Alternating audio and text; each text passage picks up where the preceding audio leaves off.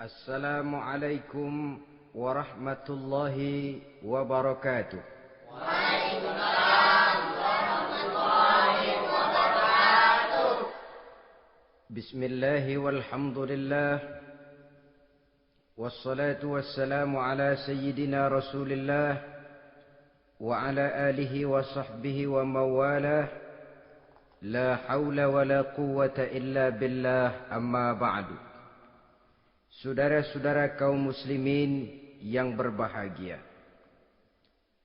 di dalam kehidupan ini kita senantiasa mengambil iktibar, contoh dan teladan dari orang-orang sebelum kita.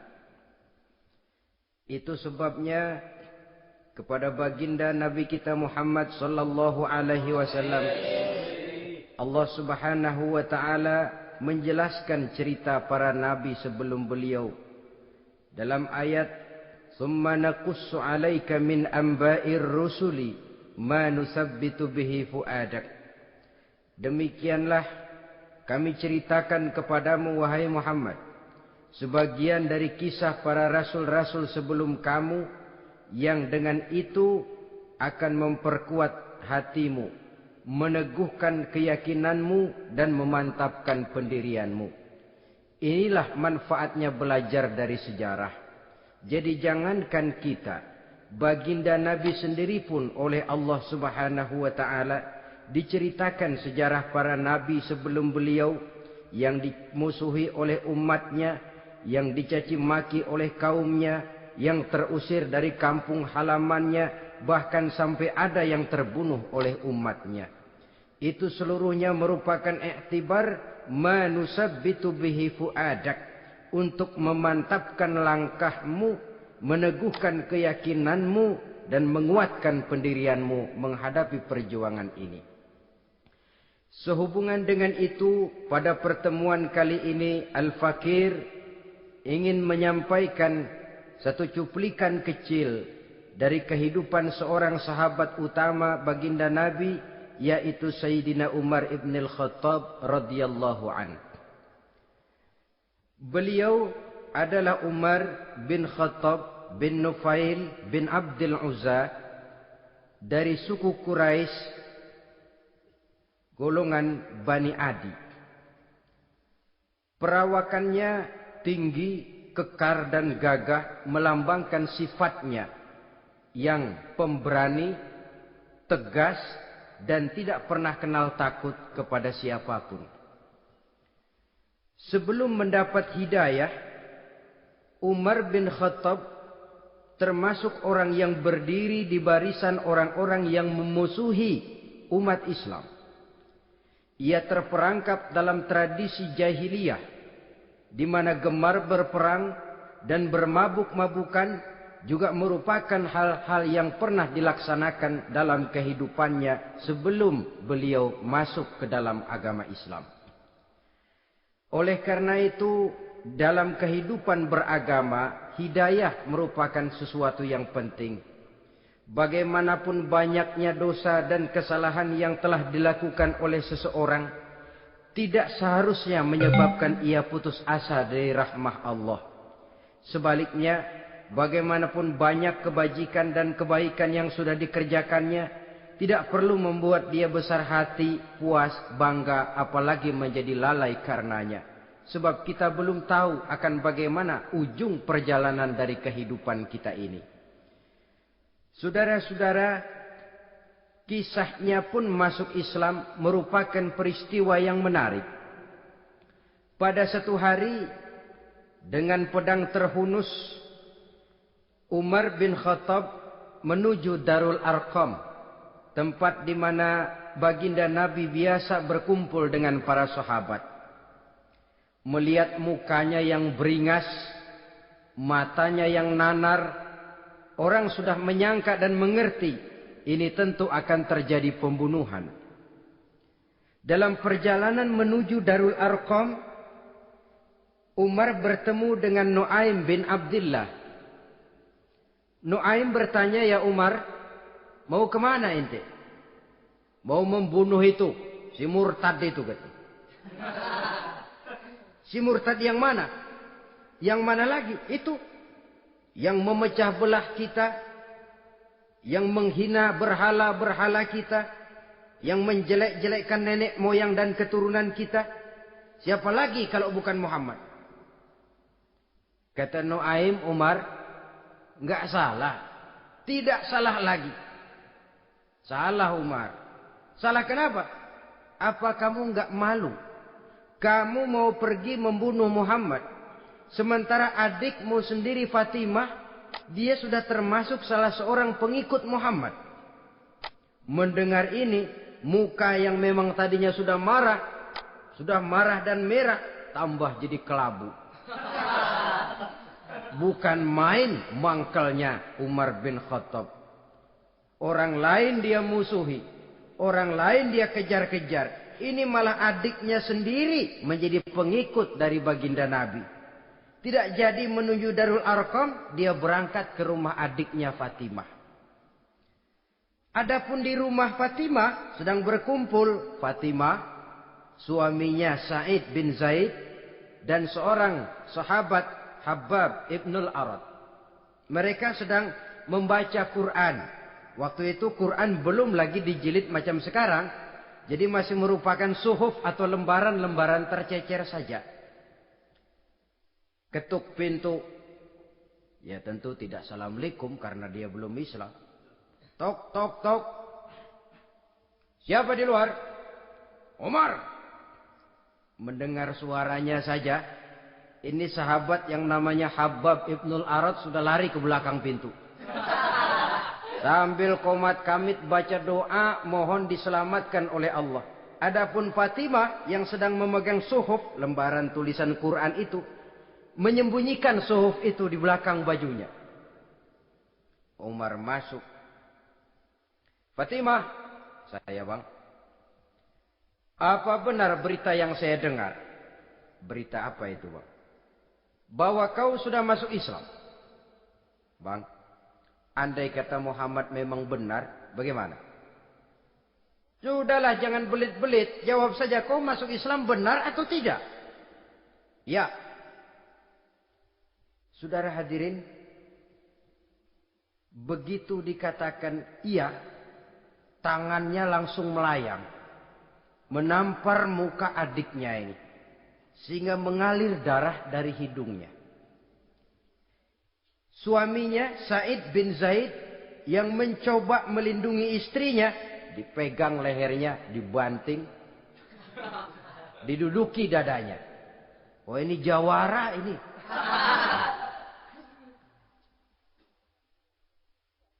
Namun pada saat sedemikian, suara kebenaran terpantul dari mulut Fatimah, adik dari Umar bin Khattab ini. Umar, apakah engkau memukul orang yang bersaksi bahwa tidak ada Tuhan melainkan Allah dan Muhammad Rasulullah? Apakah engkau menganiaya seseorang yang terpanggil untuk mengikuti kebenaran? Manusia macam apa engkau, Umar? Saudara, memang dia orang keras, tapi hatinya mudah menerima kebenaran. Sehingga mendengar kalimat adiknya ini tercenung dia sejenak. Melongo, bengong kata anak sekarang. Ini kalau tidak karena keyakinan yang mantap, tidak mungkin orang ini, anak adik saya ini bicara macam begini. Umar, mengapa engkau memukul orang yang bersaksi bahwa tidak ada Tuhan melainkan Allah dan Muhammad Rasulullah? Mengapa engkau pukul orang yang mengikuti kebenaran, menerima hidayah dari Allah? Begitu yakin dan mantapnya, walaupun di tengah satu hal yang sangat menakutkan.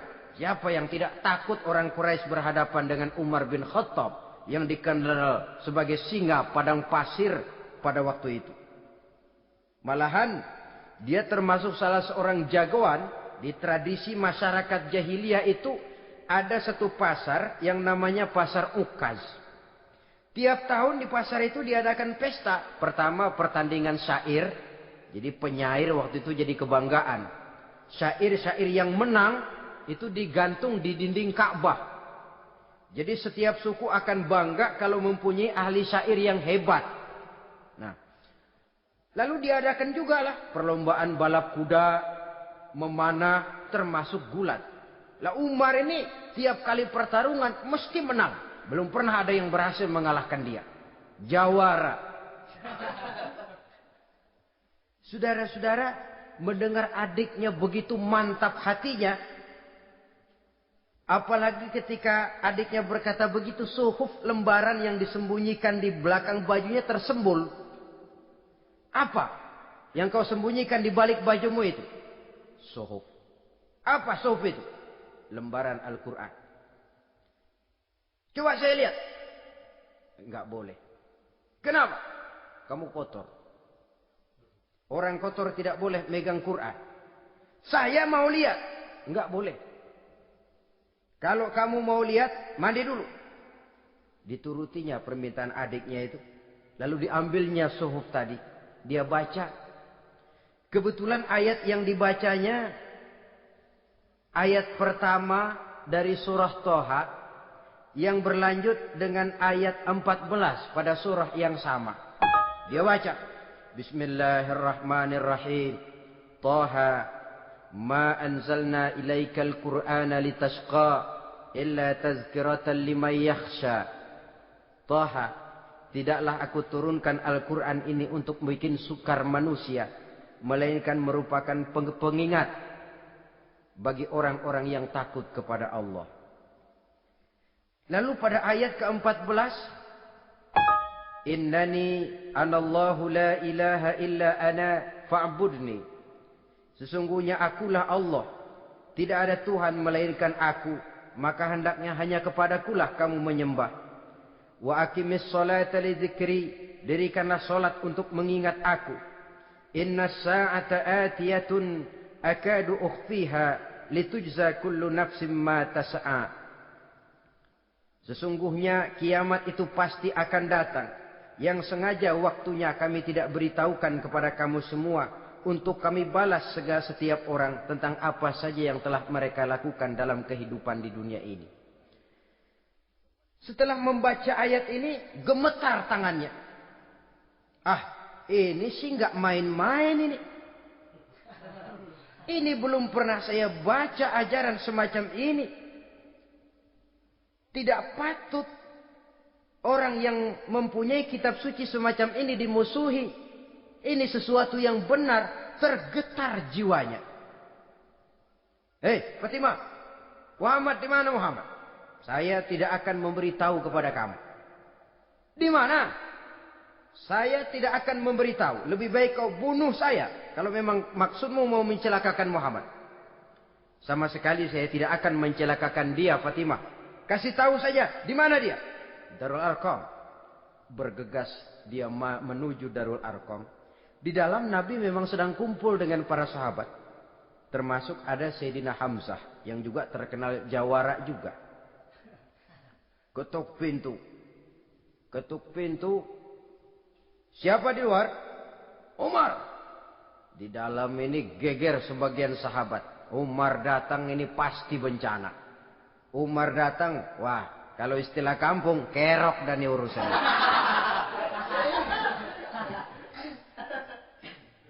Tapi baginda Nabi menenangkan mereka. Tenang. Mudah-mudahan ada hikmahnya. Sayyidina Hamzah tampil. Bukakan dia pintu.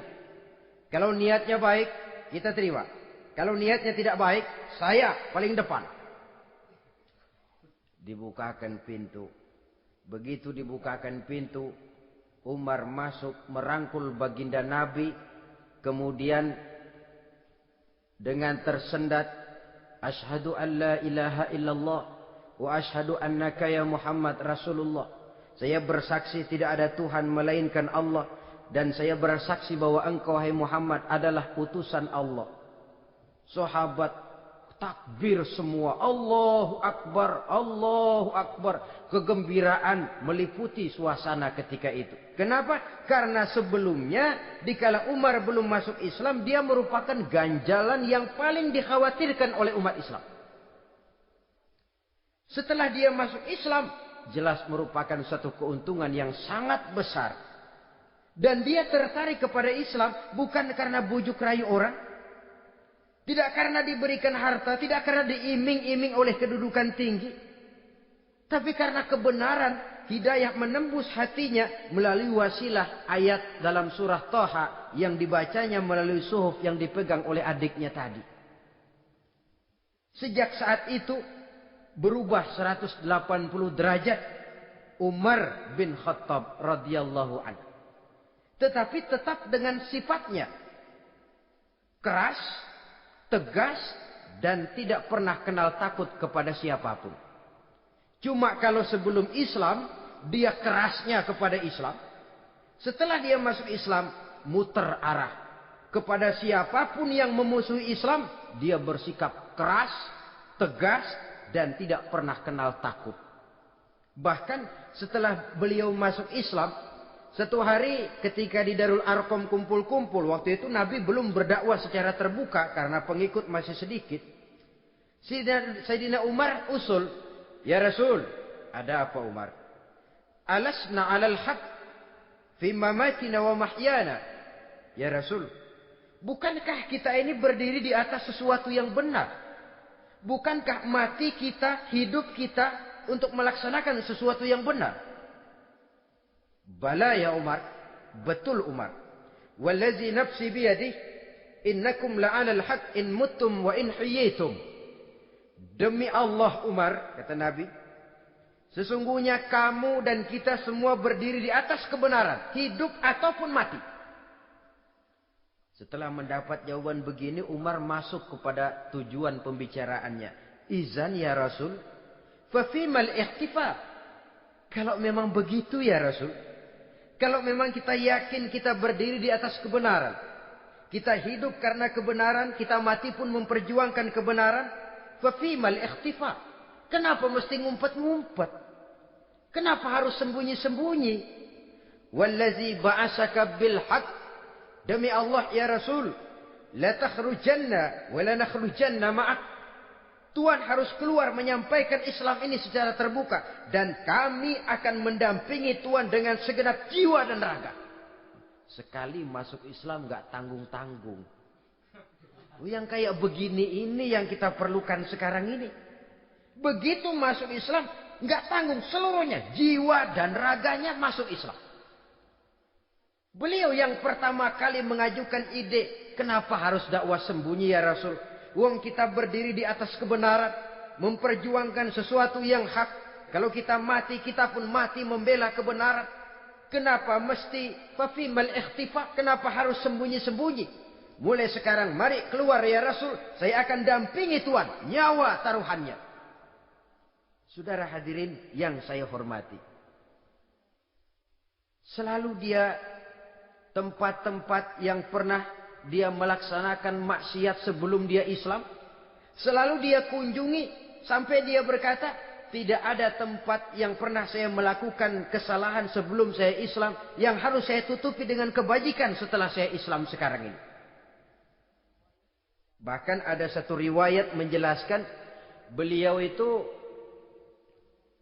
yang tinggi badannya, kekar perawakannya, gemetar orang ngadepin dia. Tapi beliau sendiri sangat mudah gemetar kalau sudah mendengar ayat-ayat Allah. Sehingga ada satu riwayat menjelaskan Sayyidina Umar itu setelah masuk Islam, kalau sholat kadang-kadang bila menoleh ke kanan beliau senyum, bila menoleh ke kiri beliau menangis berurai air mata. Ada orang bertanya, ya Umar, kenapa menengok ke kanan kau senyum, ke kiri kau menangis? Itulah kalau saya ingat jahilnya saya sebelum Islam. Adapun bila saya menoleh ke arah sebelah kanan saya tersenyum, teringat betapa dulu saya membuat berhala dari korma. Saya tumpuk-tumpuk, saya susun begitu.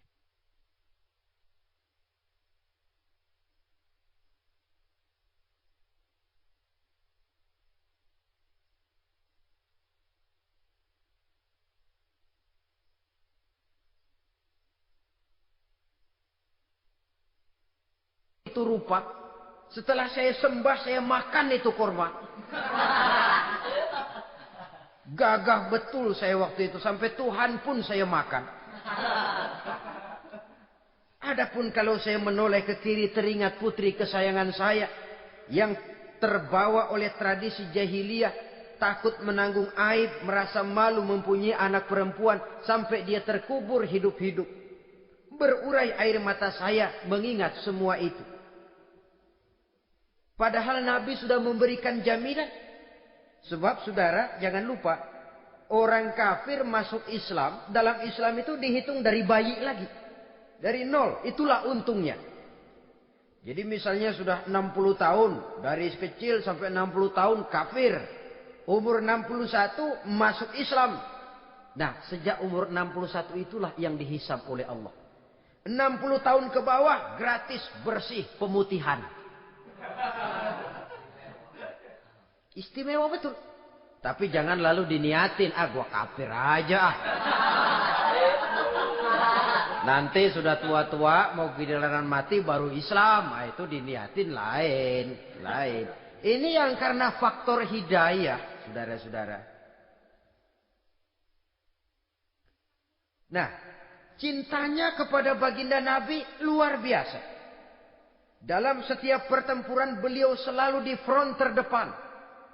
Bahkan demikian cintanya sampai ketika hari di mana baginda Nabi wafat, saudara-saudara.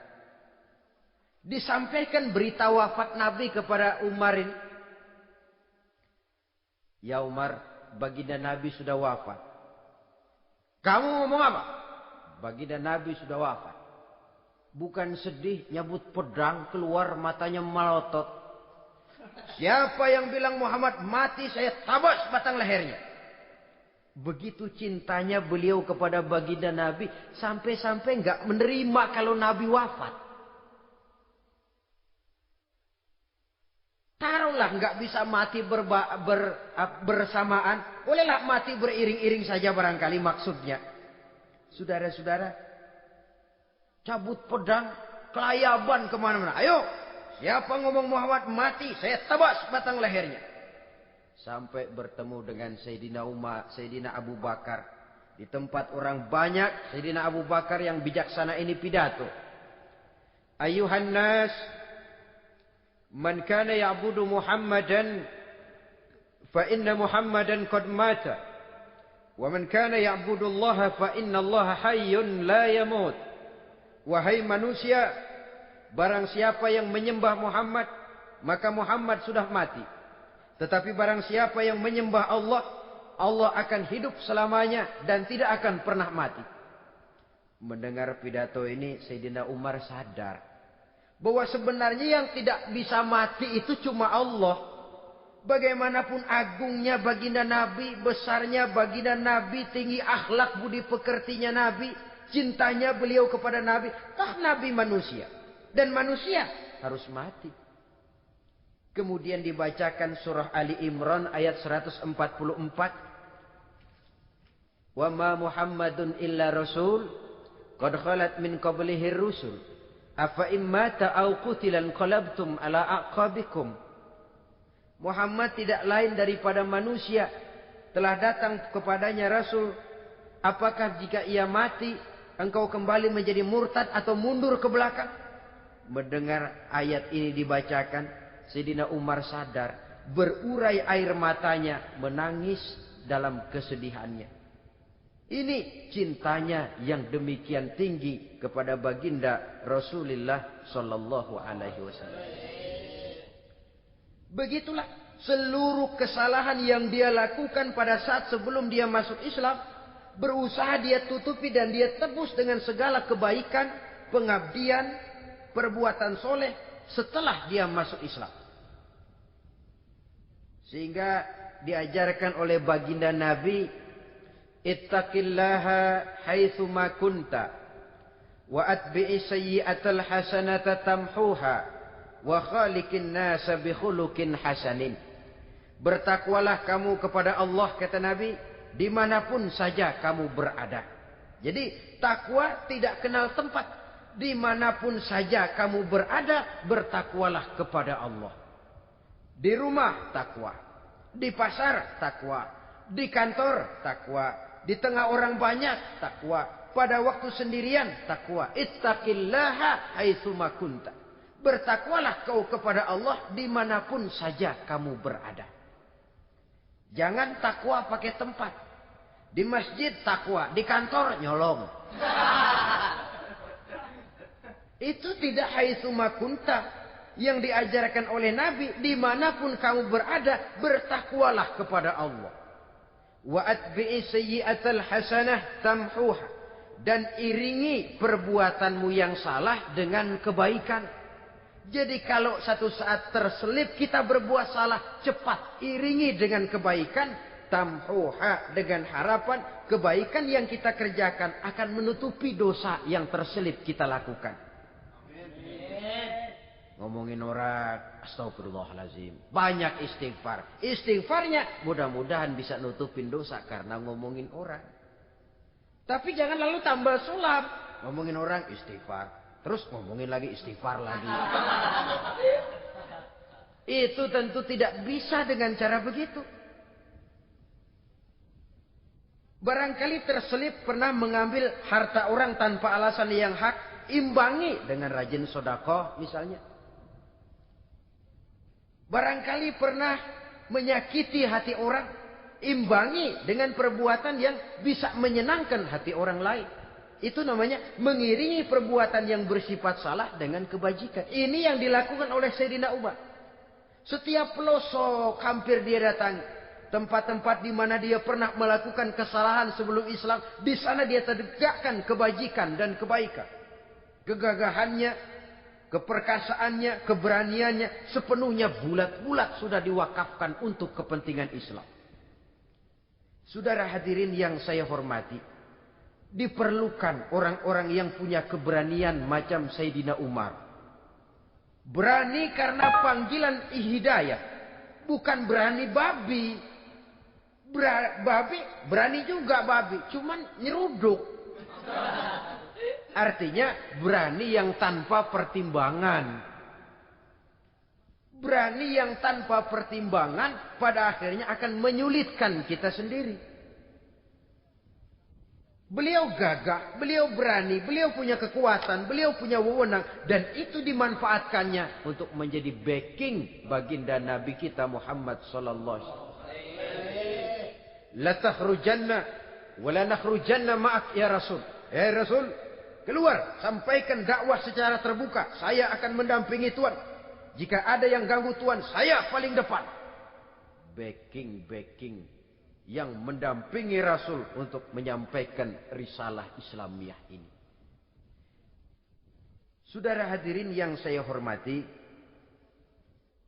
wa khaliqin nasa bi khuluqin hasanin, kata Nabi. Dan pergaulilah manusia dengan akhlak yang baik. Karena dengan ini kau bisa mengambil hati orang. Dalam hadis lain katakan, innakum la tas'una an-nasa bi amwalikum walakin yas'uhum minkum bastul wajhi wa husnul khuluq. Kamu tidak akan bisa menyenangkan orang banyak dengan hartamu, tapi kamu bisa ambil hati mereka dengan budi pekerti yang luhur dan muka yang manis. Dengan harta belum tentu kita bisa menyenangkan semua orang. Tapi budi pekerti yang luhur, muka yang manis, itu yang akan bisa membuat kau menyenangkan orang banyak.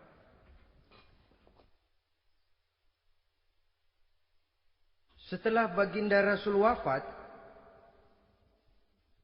pernah ketika berkumpul, Sayyidina Abu Bakar berkata kepada Sayyidina Umar, "Ya Umar, saya baiat kamu untuk menjadi khalifah." Jawab beliau, "Sayalah yang akan membaiat Tuan. Tapi Anda lebih utama dari saya, Umar. Keutamaan saya akan saya berikan kepada Tuan untuk mendukung kekhalifahan Tuan." Di sini kelihatan wataknya yang tidak ambisius. Gagah, berani, perkasa, tapi tahu diri. Enggak nyelonong. Tidak menggunakan kekuasaannya, kegagahannya untuk maksud yang sewenang-wenang. Oleh karena itu setelah Sayyidina Abu Bakar wafat, beliau dilantik menjadi khalifah, keluarlah pidatonya yang terkenal. Ayuhan nas, inni qad wullitu alaikum walastu bi khairikum. Hai manusia, aku telah dipilih menjadi pemimpin kamu. Padahal aku bukanlah orang yang terbaik di antara kamu.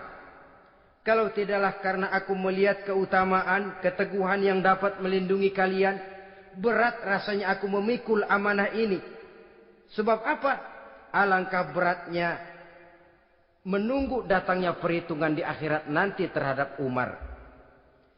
Ini yang jadi motifnya memegang jabatan khalifah. Sungguh berat bagi Umar menunggu datangnya saat perhitungan. Sehingga seolah-olah kalau bisalah jadi Umar bin Khattab saja, jangan jadi khalifah kalau bisa. Tapi moya umat sudah kadang memilih. Sehingga benar kalau dalam satu hadis Nabi pernah mengajarkan jangan memberikan satu jabatan kepada orang yang memintanya. Sebab orang kalau sudah minta jabatan, apalagi pakai jilat-jilat, pakai upeti-upeti, tentu ada tendensinya. Ada batu di balik udang. Kalau udang di balik batu kan mungkin nggak kelihatan. Tapi kalau batu di balik udang kelihatan betul itu. Ada maunya, ambisinya. Jangan memberikan satu jabatan kepada orang yang memintanya. Seakan di batinnya Sayyidina Umar menyesali. Kenapa Umar nggak jadi Umar saja, kok mau jadi khalifah gitu. Alangkah berat perhitungan buat saya di akhirat nanti. Nah, setelah jadi khalifah, sebagai satu i'tibar, saya akan mencoba mengemukakan beberapa sifatnya yang menonjol untuk pelajaran buat kita semua. Pertama, sikapnya terhadap keluarganya setelah beliau menjadi khalifah. Kedudukan sebagai keluarga Umar bin Khattab bukan merupakan kedudukan istimewa. Itu ditanamkan betul kepada keluarganya. Jangan karena bapakmu khalifah, lalu mentang-mentang anak khalifah kau merasa dapat fasilitas, merasa bisa berbuat semau-maumu, kau harus punya tanggung jawab dan beban moral, memberikan contoh yang lebih baik kepada rakyat. Ini yang ditekankan kepada keluarganya. Kalau beliau mau mengeluarkan undang-undang, undang-undang itu lebih dahulu dibicarakan di tengah keluarganya, kumpul anak-anaknya, ini akan ada undang-undang begini. Siapa di antara kalian mau mentaati, persilakan. Yang tidak pun persilakan. Tapi saya ingatkan, kalau ada dari keluarga Umar yang melanggar peraturan yang saya keluarkan ini, saya akan menghukumnya 2 kali lipat karena dia keluarga saya. Menghukumnya 2 kali lipat karena dia keluarga saya. Jadi bukan mentang-mentang anak babe, lalu kebal hukum. Tidak. Siapa yang di antara kalian melanggar peraturan ini, akan aku kenakan hukuman 2 kali lipat karena dia keluargaku. Nah, saudara hadirin yang saya hormati, lalu berwibawa, dijaga betul keluarganya. Suatu hari beliau datang ke rumah putranya Abdullah bin Umar. Ketika masuk dilihatnya Abdullah bin Umar sedang makan daging. Makan daging. Merah muka Umar. Mentang-mentang anak khalifah ya. Mentang-mentang anak Amirul Mukminin ya, kamu makan daging. Lihat tuh rakyat kita masih banyak yang kelaparan, makan roti keras. Padahal itu halal.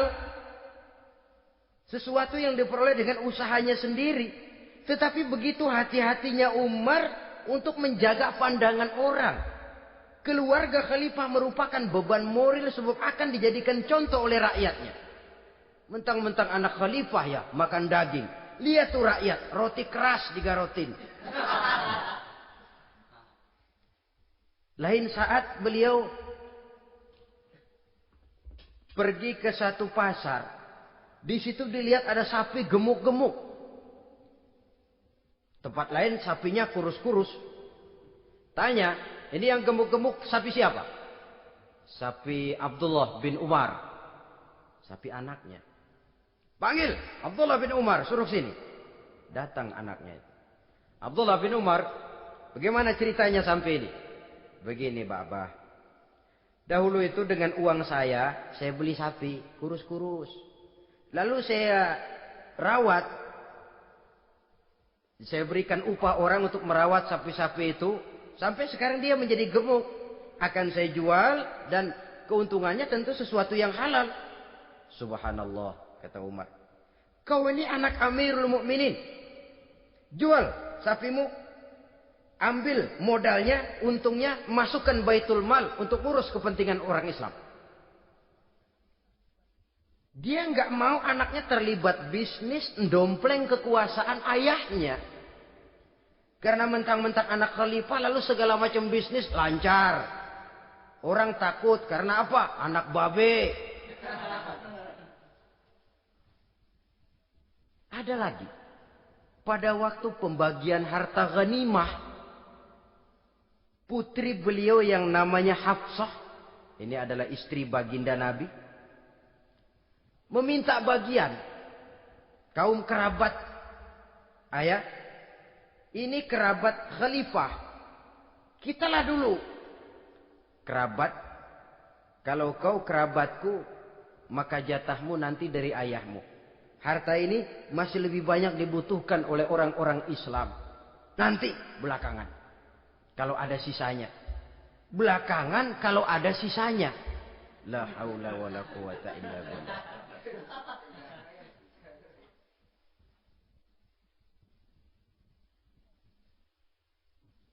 Saudara hadirin, itu terhadap keluarganya. Kemudian apa sifat-sifat yang menonjol dari kepemimpinannya? Pertama, kesederhanaannya. Beliaulah satu-satunya khalifah, Amirul Mukminin, setingkat presiden kalau sekarang, yang punya jubah cuma 2 dan 1 pun punya anaknya. Tambelan lagi. Pernah sholat Jumat terlambat. Beliau naik mimbar untuk khutbah, sebelumnya minta maaf dulu. Saudara-saudara, maaf saya terlambat nungguin baju kering. Seorang khalifah nungguin baju kering. Sederhana dalam kehidupannya. Mari kita ambil satu cerita lagi. Pada waktu beliau jadi khalifah, yang diangkat jadi gubernur di Mesir adalah Amr bin As. Amr bin As hidupnya lebih mirip kaisar. Istananya besar, pakaiannya bagus-bagus. Nah, yang paling mengganggu pikiran Amr bin As, di sebelah istananya ini ada gubuk reot, kepunyaan orang Yahudi lagi. Ah, ini nggak pantas bener, masa di samping istana gubernur ada gubuk reot. Orang Yahudi lagi yang punya. Ini mesti, udah, bikin saja rencana, panggil dinas tata kota, bikin planning. Di sini mau dibangun masjid, proyek negara. Bikin gambarnya, susun anggarannya, tender. Saudara-saudara, si Yahudi yang punya gubuk reot dipanggil. Yahudi, ada apa, Pak? Kamu tahu nggak? Enggak. Iya, memang belum saya kasih tahu.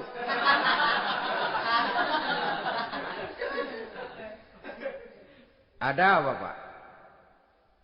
Itu kamu punya gubuk. Tahu? Kena proyek. Proyek apa, Pak? Kami mau bangun masjid besar di situ. Dan tidak sesuai ada gubuk reot di samping tempat gubernur. Jadi maksud Bapak, gubukmu, tanah-tanahnya mau saya bebaskan. Saya beli. Enggak mau, Pak. Saya enggak mau jual.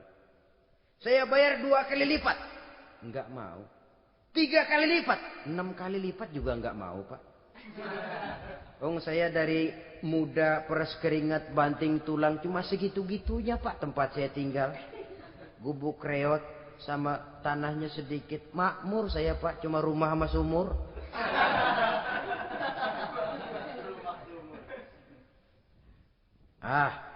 Ini Yahudi kelewatan juga.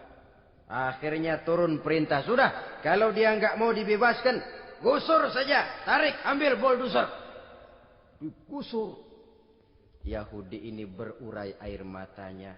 Aduh, begini jadi rakyat kecil, udah jatuh ketiban ember lagi.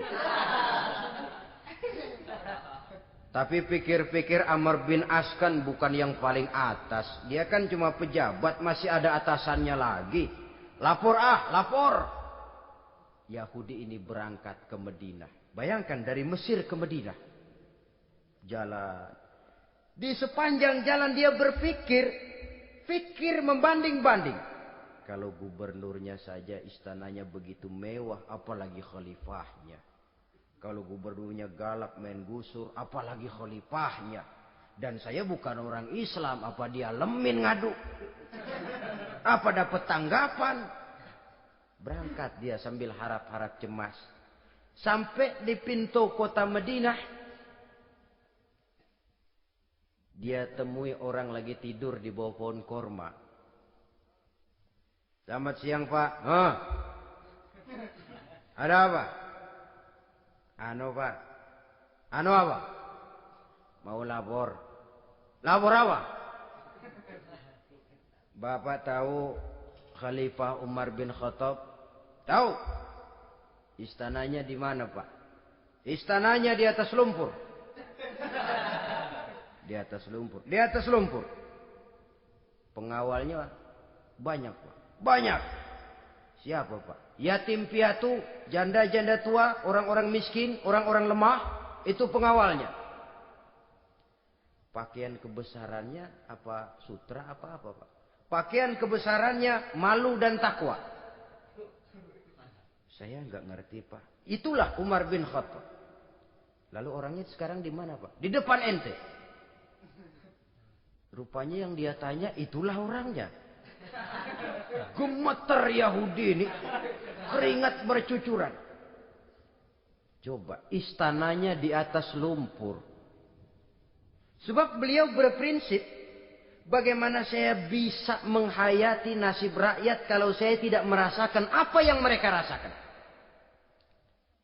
Bagaimana saya nggak bisa tahu sakitnya lapar kalau saya belum pernah kelaparan. Itu prinsipnya. Istananya di atas lumpur. Para pengawalnya yatim piatu, janda-janda tua, orang-orang miskin, orang-orang lemah dan tidak mampu. Dan pakaian kebesarannya malu dan takwa. Kamu dari mana? Dari Mesir Pak. Ada apa? Mau laporan gubernur Bapak di Mesir yang namanya Amr bin As. Kenapa? Main gusur aja Pak. Ceritanya?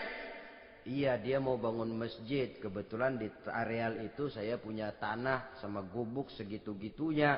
Saya nggak mau dibeli. Digusur Pak. Saya mau mencari keadilan. Begini. Kamu lihat tempat sampah itu. Lihat. Di situ banyak tulang. Coba kamu ambil kemari satu. Tulang unta bawa sini. Bingung Yahudi. Pak. Saya kemari mau cari keadilan. Kalau tulang mah di Mesir juga banyak Pak. Sudahlah. Pokoknya kau ambil saja tulang itu. Dicoker-coker dapat dikasih.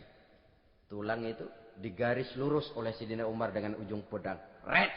Nah, nih, kau bawa kepada Amr bin As. Makin bingung itu Yahudi. Suruh bawa tulang cuman digaris. Nanti saya ngomong apa Pak? Sudahlah kasih saja. Pulang dia. Sampai di Mesir. Tuan Gubernur, ada apa? Saya baru menghadap khalifah. Kemudian beliau sampaikan ini. Dikasih tulang. Amr bin As ngelihat tulang ada goresan lurus dengan ujung pedang. Gemetar. Badannya keluar keringat dingin.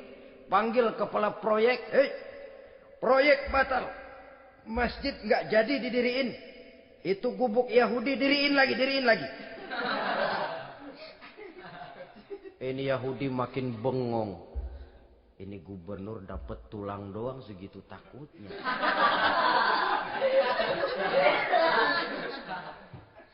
Ada apa sebenarnya Tuan Gubernur? Kamu tahu? Ini nasihat pahit buat saya dari Amirul Mukminin Umar bin Khattab.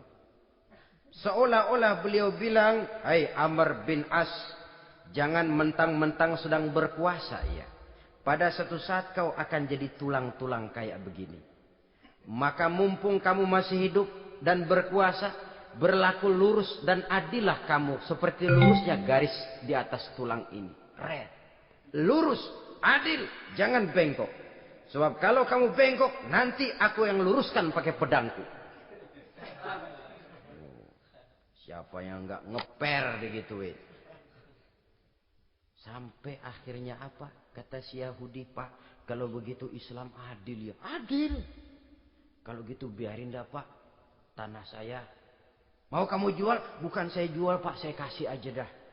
Campur gubuk-gubuknya, ambil aja dah.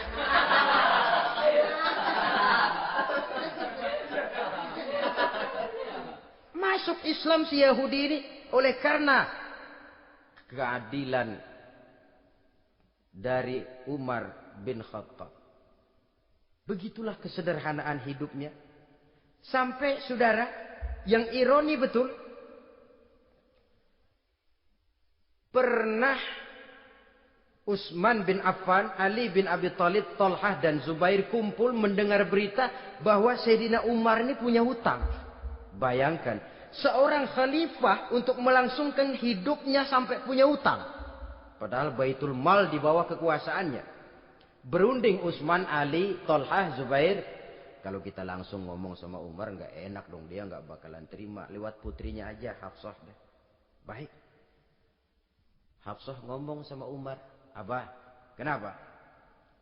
Bagaimana kalau honor Abah ditambah, ditingkatkan supaya hutang bisa ketutup? Hafsah, saya Abah. Siapa yang nyuruh kamu ngomong begitu? Enggak ada. Ada. Saya tahu ada ini. Kalau enggak ada kamu enggak mungkin ngomong begitu. Tapi orangnya kalau saya tuntut mereka mungkin enggak mau. Sekarang saya mau tanya Hafsah. Kau kan istri Rasul. Betul. Nah, saya mau tanya. Suamimu makanannya apa? Daging? Bukan. Roti. Tempat tidurnya kasur empuk? Bukan.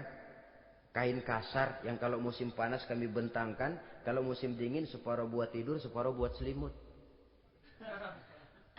Pakaian yang dibelikan untukmu berapa banyaknya? Cuma 2. Nah, itu guru saya. Orang yang paling saya cintai. Dan itu yang saya ikuti. Bahkan setelah beliau wafat, Sayyidina Umar ini, hutangnya ditanggungkan kepada anaknya Abdullah bin Umar. Dan itu pun dilunasi dengan menjual rumahnya. Sehingga rumahnya itu disebut Darul Qadha. Rumah bayar hutang. Begitu kesederhanaannya. Jadi nggak pakai aji mumpung. Mumpung jadi khalifah lalu kayak ikan gurita. Tangan yang mana aja megang. Itu kan mental monyet. Monyet itu kan begitu. Tangan megang kiri kanan. Mulut ngawal. Kaki megang. Temennya dikasih masih ngerampas juga. Monyet rakus betul itu. Itu kesederhanaannya. Kenapa kesederhanaan ini timbul? Karena sikap zuhudnya. Zuhud itu tarkud dunia li ajlil akhirah. Orang yang mengambil dunia hanya yang diperlukan dengan lebih mengutamakan kehidupan akhirat. Watak zuhudnya yang sangat menonjol. Dialah pahlawan yang paling berani di medan perang. Dialah imam yang paling khusyuk di masjid. Dan tidak jarang kalau sholat sendiri. Begitu membaca ayat yang menceritakan neraka. Nangis berurai air matanya. Saudara hadirin ma'asyiral muslimin rahimakumullah. Jadi kesederhanaan dan kezuhudan ini bukan lewat teori. Disampaikan oleh Umar. Bukan lewat penataran seluruh aparat. Tidak. Lewat contoh konkret. Inilah saya. Contoh sederhana dan zuhud. Bagaimana saya akan bisa merasakan penderitaan rakyat kalau saya sendiri tidak pernah menderita. Bagaimana saya akan tahu sakitnya lapar kalau saya belum pernah kelaparan. Maka tanpa penataran, tanpa upgrading segala macam. Berhasil karena prinsip keteladanan. Beliau jadi contoh utama. Dan sumber utamanya tentu tidak lain karena contoh dari baginda Nabi besar Muhammad sallallahu alaihi wasallam. 2, sederhana, yang kedua zuhud. Yang ketiga, sifat yang menonjol dari kekhalifahannya adalah adil. Kalau sudah bicara soal hukum, dia tidak pernah kenal kompromi. Adalah seorang pemuka Nasrani masuk Islam. Namanya Jabalah bin Aiham. Ketika dia bikin haji, kain ihramnya keinjak orang Arab yang hitam. Badui. Jengkel. Dia merasa bekas tokoh. Enak aja nih orang udah jelek nginjak lagi. Ditempeleng orang tadi. Orang ini lapor kepada Umar. Panggil Jabalah bin Aiham. Panggil. Kau ditampar? Betul Khalifah. Tampar dia. Tampar lagi. Dipukul orang itu. Di depan Sayyidina Umar. Jadi tidak karena kau ini bekas kepala suku. Kau ini bekas orang terhormat. Lalu ada kebijaksanaan yang tidak bijaksana. Kebijaksanaan yang akhirnya jadi tidak bijaksana. Dan itu memang sudah dimulai dengan memblokir keluarganya. Tidak satu keluarganya pun yang boleh mempunyai perasaan bahwa menjadi keluarga khalifah merupakan fasilitas dan keuntungan. Kau jangan makan di atas punggungku. Kau jangan menikmati fasilitas di atas keringatku. Dan tidak ada keinginan mewariskan jabatan khalifah kepada anak-anaknya. Pernah beliau musyawarah. Saya bingung. Kenapa khalifah? Gubernur Kufah ini sulit nyari orang. Diangkat yang lemah, rakyat ngeluh. Diangkat yang keras, rakyat juga ngeluh. Ada calon khalifah. Kalau ini mah nggak salah lagi nih buat gubernur Kufah. Siapa? Abdullah bin Umar. Anak beliau sendiri. Melotot matanya. Jangan macam-macam kau. Cukup satu orang Umar memegang jabatan ini. Kalau berhasil, kami keluarga Umar sudah merasakannya. Kalau gagal, cukup kegagalan seorang Umar. Tidak berusaha mengorbitkan anaknya. Wah, anak babe diangkat jadi jadi ano. Tidak, malah diblokir. Cari yang lain. Tapi Abdullah bin Umar cukup syarat ya khalifah. Dia orang bertakwa dan soleh. Yang takwa dan soleh bukan cuma anak Umar. Anak orang lain juga banyak yang takwa dan soleh. Itu prinsipnya. Sehingga ketegasannya ini membuat orang jadi sungkan. Dan tidak seorang pun berani kirim-kirim upeti hadiah. Pernah itu ada pejabat dari Azerbaijan kirim makanan. Kue, mending apa? Kue. Gitu dicicipi enak. Enak juga ya kue ini. Enak khalifah. Ini di sana apa makan rakyat biasa? Bukan. Ini makanan orang-orang VIP. Nah, dibungkus lagi itu kue. Dibungkus. Ontamu mana? Di luar. Ambil, bawa pulang, serahkan lagi kepada gubernur di sana, kasih tahu salam dari Umar bin Khattab. Kenyangkan dulu rakyat dengan makanan seperti ini. Kita belakangan. Jadi kalau rakyat lapar, saya orang pertama yang akan merasakan kelaparan. Tapi kalau rakyat makmur, biarlah saya menjadi orang terakhir yang kenyang. Kan bagus prinsip itu. Jikalau rakyat kelaparan, saya akan jadi orang pertama yang merasakan lapar. Tapi kalau rakyat makmur, biar saya jadi orang terakhir yang kenyang. Jangan dibalik. Pada saat rakyat kelaparan, dia kekenyangan. Dan selanjutnya, sikap keadilannya ini, saudara-saudara, menyebabkan hukum lalu jadi berwibawa.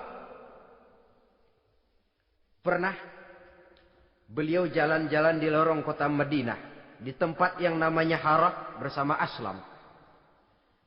Ada ibu-ibu, anaknya nangis. Lapar ma. Sabar, dikit lagi matang katanya. Emang tuh ibu lagi ngerebus. Bunyi, air ngegulak. Luguk. Umar lihati dari jauh. Belum juga matang. Nih anak dari nangis, lapar, sampai capek nangis, sampai tidur. Anak tidur, Umar samperin. Bu, emang masak apa sih kok nggak bisa matang? Saya nggak masak apa-apa tuan. Itu pating kerubuk apa? Ketika dibuka ya cuma air saja. Subhanallah, ibu sudah ngebohongi anak ibu sendiri. Habis harus bagaimana tuan? Saya sudah nggak punya makanan untuk dimasak. Sementara perut nggak kenal kompromi.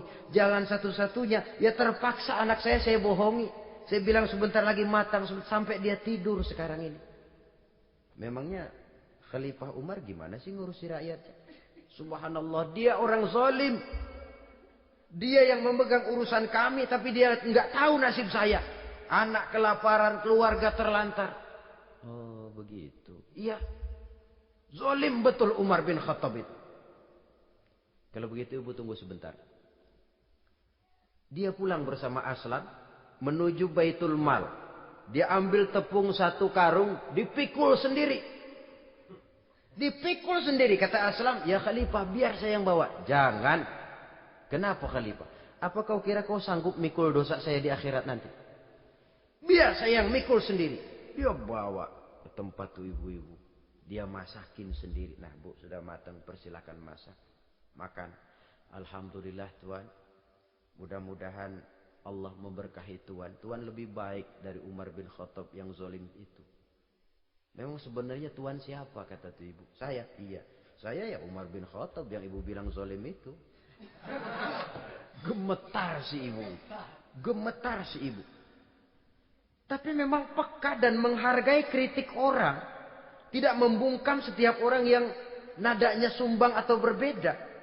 Kadang beliau berkata, saya khawatir karena orang terlalu segan dengan saya, lalu nggak ada yang berani negur kalau saya salah. Kan begitu biasanya. Karena sudah terlalu segan, lalu semuanya orang mau diaminin saja. Asal dibilang nggak benar, marah, jengkel. Lalu disingkirin, maunya diiyain, inge kulunuwun. Oke bos. Beliau bilang, saya khawatir kalau tidak ada orang yang mau menegur kesalahan saya jika saya terlanjur nanti. Tahu-tahu muncul orang, demi Allah, saya akan menegur Tuan dengan pedang saya ini. Cerah mukanya, senyum bibirnya, alhamdulillah. Anak muda, saya memerlukan orang macam kau.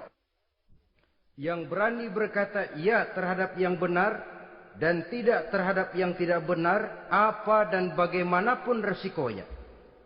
Di sini kelihatan sikap beliau menghadapi orang yang berbeda pendapat. Keadilan, keberanian dan ketegasan, cepat menerima kebenaran, merupakan serentetan dari sifat-sifat utama beliau sejak masuk Islam sampai menjadi khalifah yang kedua. Bahkan dengan jasa beliau, Islam kemudian tersebar, menembus dinding Jazirah Arabia, memasuki Bizantium dan Persia, sehingga beliau juga dikenal sebagai periode Al-Futuhat Al-Islamiyah. Nah, saudara-saudara, inilah cuplikan kecil dari kehidupan seorang agung dan besar yang memang sangat terbatas kata-kata untuk melukiskan kebesaran itu. Namun yang secuplik ini mudah-mudahan menjadi sumbangan moral dalam rangka kita memperbaiki diri menuju kehidupan yang lebih baik. Terima kasih banyak atas segala perhatian. Mohon maaf atas segala kekurangan. Usikum wa nafsi bitaqwallah. Wassalamualaikum warahmatullahi wabarakatuh. Waalaikumsalam.